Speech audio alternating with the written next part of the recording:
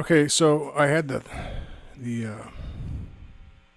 in the previous demos of this amp, I had the controls backwards on the drive channel, so I'm going to have to just delete those two videos. That's the actual drive. I was a little in the back of my mind, you know, in the other videos, I was like, wow, this thing doesn't have a lot of drive.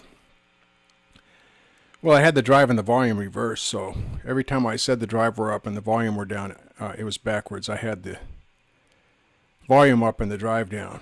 Well, this time I actually had the drive up.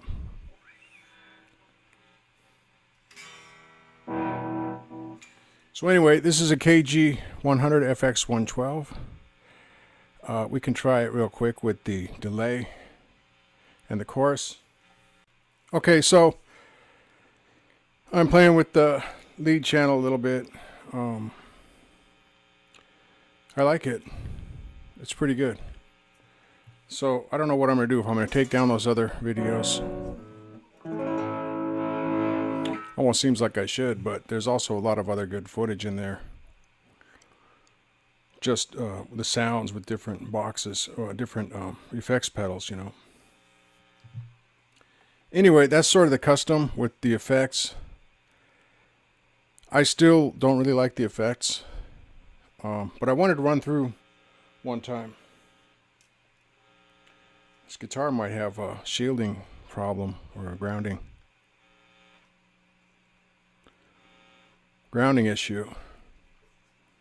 This is a Davison, stock Davison. Anyhow, I wanted to run through, and I finally took the cord and just plugged it into the amp. No pedal chain, just to see.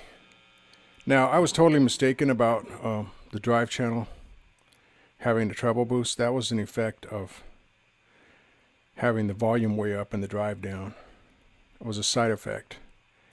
It sounds pretty treble neutral, if you will, or so to speak. It sounds pretty treble neutral. Let's try it. I've got the treble at mid. I've had the treble at mid most of this experiment so far. I'm going to try the clean channel.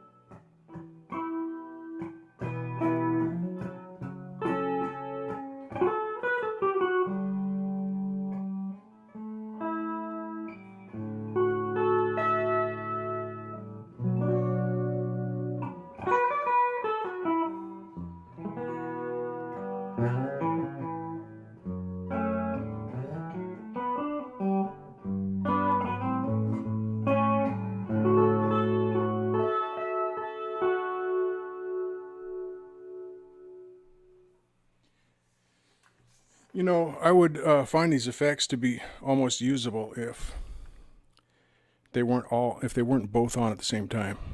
You've got your reverb, delay. I just went through some delay, then changed it to reverb. And then you have your chorus, but they're all connected to the same knob. So you can't have chorus by itself. It's always accompanied by the reverb and the delay, which I don't really care for. I haven't even really... See, there's a separate on-off button for the chorus. So you can have delay by itself or reverb by itself, but you cannot have chorus by itself. So I have not, you can't just, you can't tell what the chorus really sounds like because you can't hear it by itself. So as I was saying in these other videos that I might delete, the things with this amp are, okay, I'm more impressed with the drive channel now. I like the clean channel about as much as any solid state amp. Maybe the TVP, the ID30 TVP from Blackstar had a better clean channel to my ear. It's hard to beat a 12-inch speaker, 100 watts for less than $200, which is what this price point was for this amp. What else would I say? Okay, so I've said it many times. I don't know how many times it's registered on video, but I would design this amp without an effects section. And I will put in an attenuation switch. Also, I get rid of the little push buttons and go for the heavy duty kind of toggles that they have on PV trans tube amps. I would have a toggle for 100 watts, 10 watts, 0.1 watt, or something like that, And maybe even dampening, put in a little dampening circuit just to give a little bit different response. Anyway, it's a pretty good bare bones amp. I've used it a lot lately, and I'd say it's a pretty good pedal platform. I'll try it out here with some pedals. I'm going to try these new Kaleen drives and go through those. But yeah, basically I'd put an attenuation switch, lose the effects section, have heavier duty switches for the switches that are there. Maybe have dampening. Otherwise, I think this amp is pretty much good to go. GTG.